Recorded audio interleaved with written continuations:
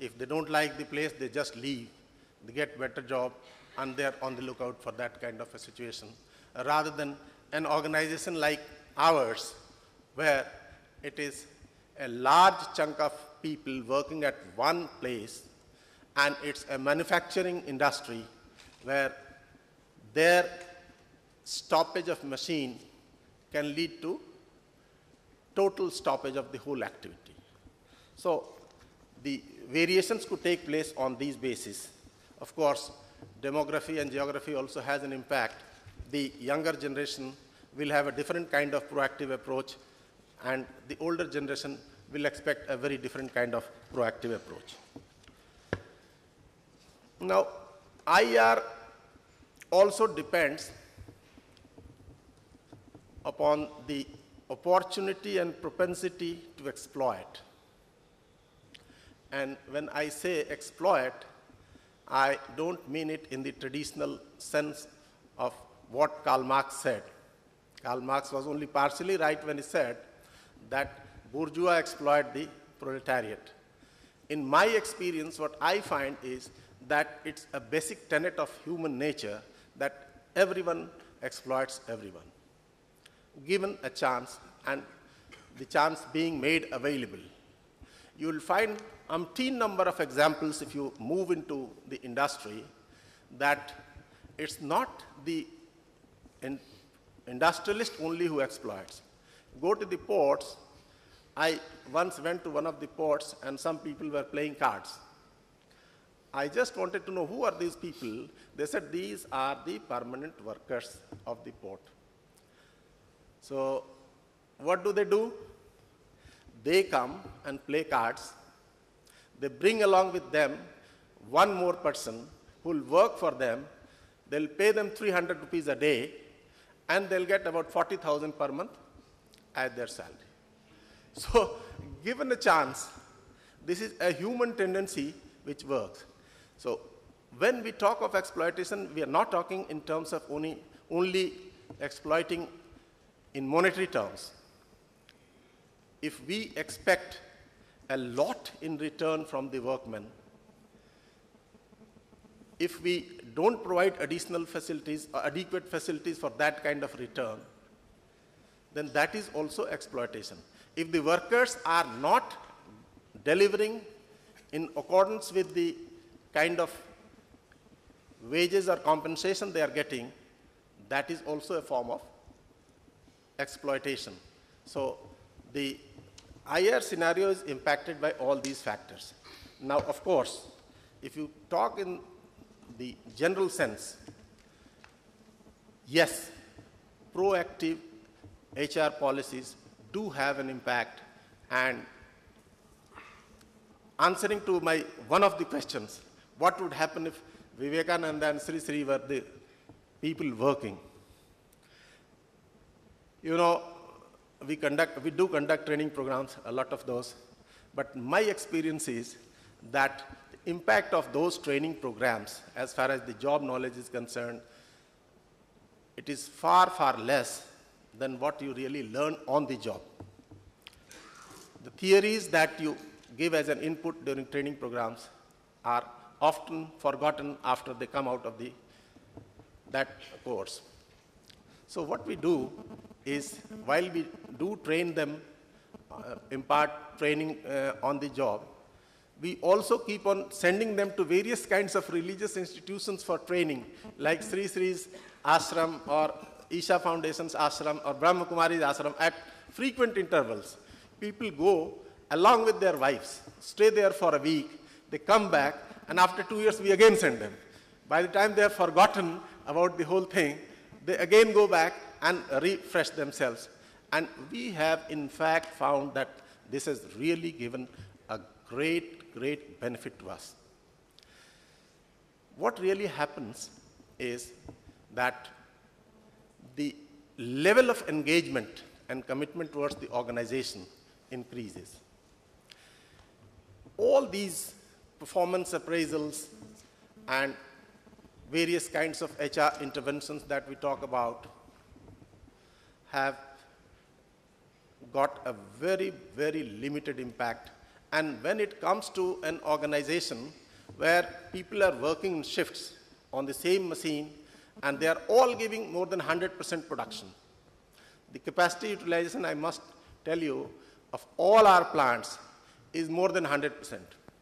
So in that situation, all these innovations in performance management and performance appraisal becomes very irrelevant for us, because if we start rating them, the same place, the same shift, 4 people are operating the plant, next shift 4 people are operating, then third shift 4 people are, all the 4 have given 100% production.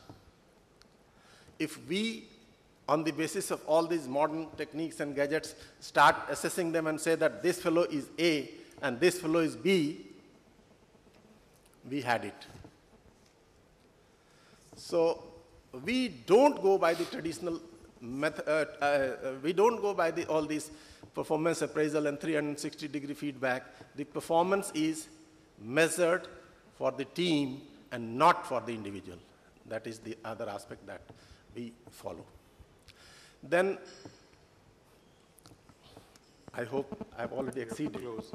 Yeah, I'm sorry, sharing of experience would take at least half an hour.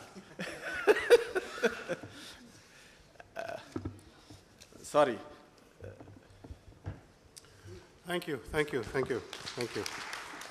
Singh Saab shared something interesting, it may look very cynical when he makes a comment that everyone exploits everyone.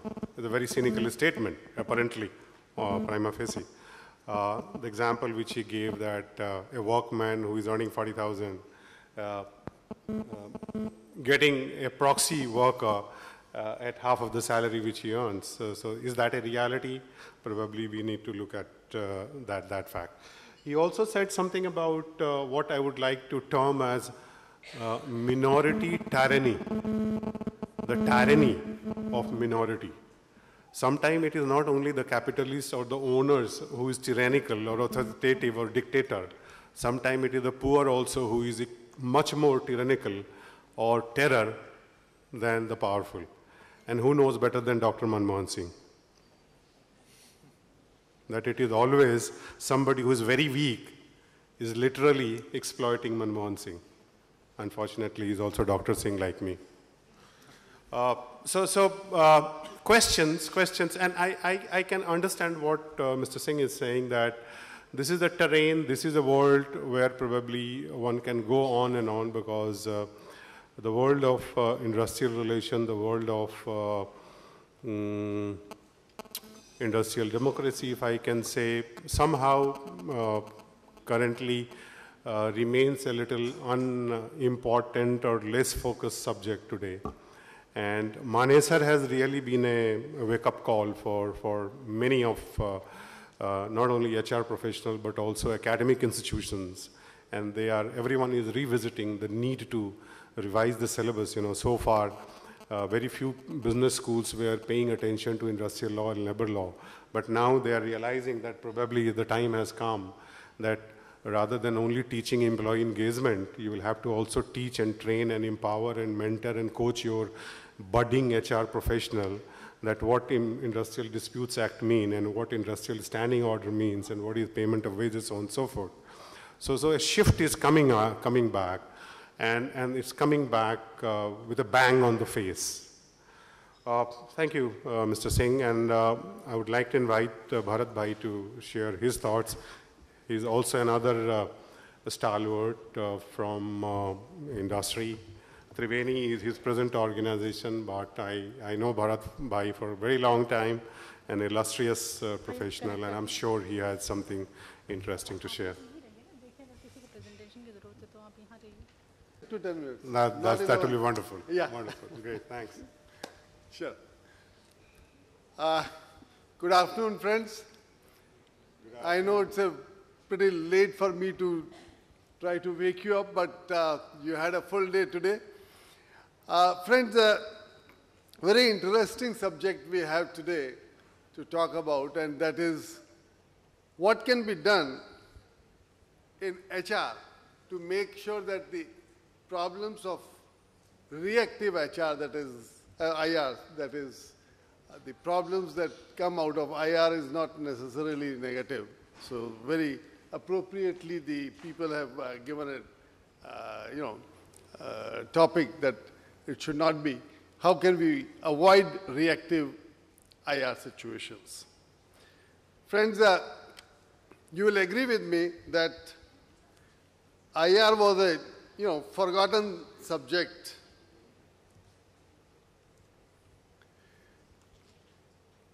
We remember 1970s and early 80s when IR was a major area. There used to be nobody called HR manager that time. We all had IR, welfare officer, and there will be some small person doing some personnel job, no HR work, okay? Because that time, the trade unionism was at the top. You can call it Marxist, Maoist, I don't want to name all that, but that sort of a violent trade unionism was there. Added with that was the Little Narayan Mishra's agitation, which involved even the students, and Yuva Akrosh and whatnot came. Very difficult time for the industry. If you had to run industry effectively, it was a nightmare. The government on top of you monitoring something else and workers from the bottom. Thankfully, we came into the 90s, came the then finance minister, Dr. Manmohan Singh, brought a lot of changes, and suddenly we forgot that IR was also a subject to talk about. Everybody was talking about HR. And somewhere, I think we started missing the link. Too much of emphasis on HR, and whatever little I know of HR, or whatever little experience I have of HR, 80% of it is focused on the white collar, and very little, though people say, yes, they are doing a lot of HR work at the ground level and the shop floor. I'm thinking white collar versus blue collar. Okay, I'm not talking about officer and non-officer. And very little work has been done on with the blue collar workers. So we had a lot of fanfare activities coming in the name of employee engagement. We had a lot of things happening which were in industries such as IT, ITES, and service sector, all sectors which were coming up in a big way, and they had a limited role to play. And when it comes to blue-collar worker, I think somewhere down the line we started missing the link and started forgetting them. And that led to a very difficult situation when we came to mid-2000s. And I think we are back to the 70s era. The only difference is number of agitations are less, number of strikes are less. I have some data that I don't want to share just now. But number of people involved in those agitations is much larger. Number of mandates affected are much larger. And the impact, financial impact on the industry is much larger. So it may still not, people like me or some of the people, not probably all on this panel, may be there during 70s working. But let me tell you, friends, the situation does not look as exploitative as it was in 1970s, but it is worse than then, for simple reason, the damage it is doing to the industry. And with this, and let me tell you, when we talk about IR, as I told you in the beginning also, it is not necessarily a negative word. And I have a very nice quote, half a minute only I'll spend on that. And I have a quote from Bruce Kaufman, who is the author of A Global Evolution of IR. It's a very renowned book in the area of industrial relations. And a very important quote he says, industrial relation is not anti-capitalist or anti-market. In fact, part of its purpose is to make market system work better. So it is not opposite, it is the complementary part of the business. To accomplish this goal, IR seeks to humanize, stabilize, and democratize the market system through new and expanded institutions. From here, I'll take on the rest of my presentation. But essence of this is that IR and business are complementary to each other. They are not opposed to each other, friends. And imagine a condition when business is not doing well. Do you expect or think that the worker can do well? Or his condition can improve? No. And vice versa, if the employee is not happy, worker is not happy, can the business do well? No. So both the conditions are actually have to go together. If one has to flourish, the other has to support it. We have to keep that in mind. Now, coming back to the discussion as to where we went wrong and what can be done. These are the two areas that we need to talk about. And Dr. V.P. Singh, in the beginning when he was introducing the subject, very aptly asked several questions as to where we went wrong and what all should be done in a manner which yields the right results in terms of employee relations or industrial relations, whatever you call.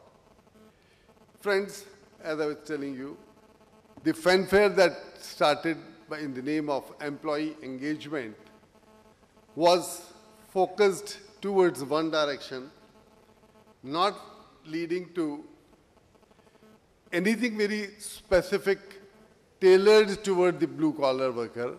And the feeling is that probably blue-collar versus white-collar distance started increasing day by day.